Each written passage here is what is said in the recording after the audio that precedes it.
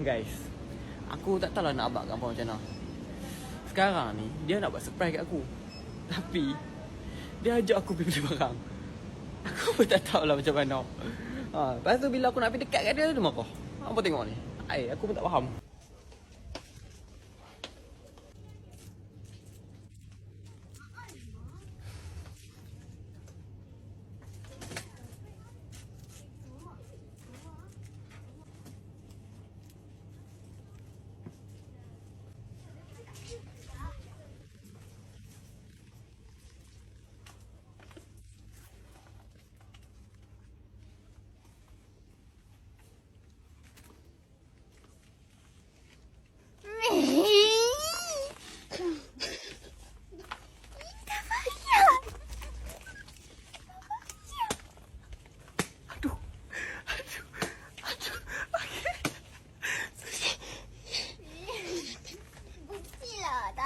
Tak jadilah.